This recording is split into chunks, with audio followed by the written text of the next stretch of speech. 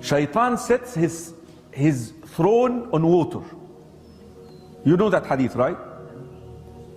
And he basically gives incentives to his helpers from the jinni.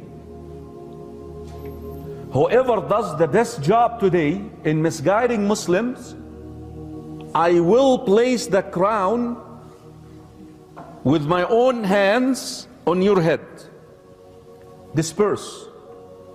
Then the jinn would disperse to do their mischief. The shaitan, he sits with his shayateen, they're giving him reports. So one shaitan says, I made this man commit zina. And shaitan, he just hears him. This is in Bukhari and Muslim, so it's a sound hadith. And another shaitan comes and says, I made this man steal. I made this guy do this. I made this guy do that. I made this woman do this. I made this woman make, remove her hijab. So they keep on, submitting their reports to him. And then one shaitan, one guy comes and say, I made one man separate from his wife.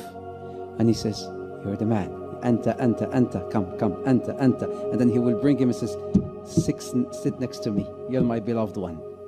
This jinni will stand up and say, today I was able to separate a husband and a wife. You know what shaitan will say? Ni'ma ant. You are my man. Come out. And crowns him. Hadith Sahih Muslim, Hadith Jabir. Reflect upon this. Smoking weed is haram. Killing is haram. Adultery is haram. Name any sin you want. Divorce is not haram. Divorce is not haram. Why is he so excited? He's so happy about divorce. Why? Your enemy always likes to do what? Divide and conquer. Now he is able to divide the first unit in the community. Because look at your community. The community is made of what?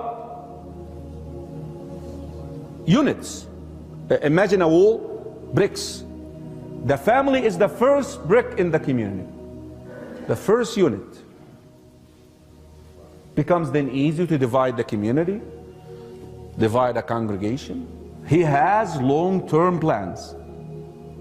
The one who separates between a husband and a wife, he is most beloved to shaitan. Be careful. Don't let the shaitan trick you.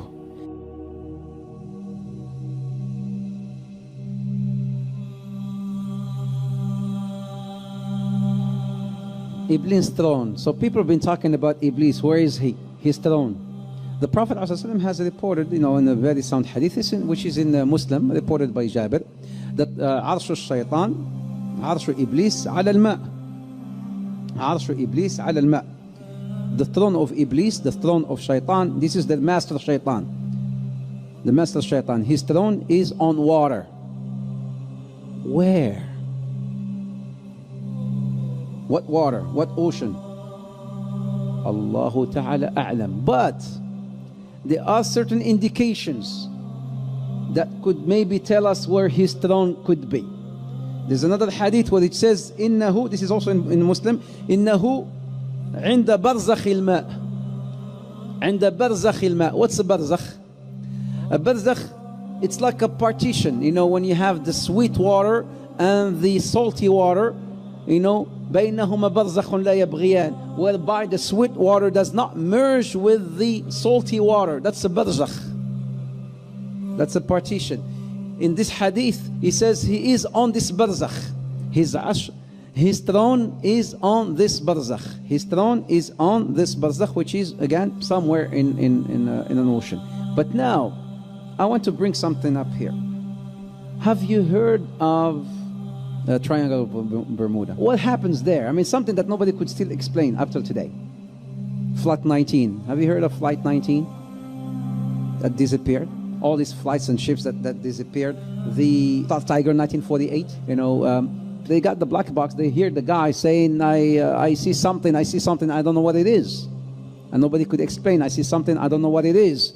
And then they said, okay, we're sending help. It's been recorded. You can play it. You can find it on the internet.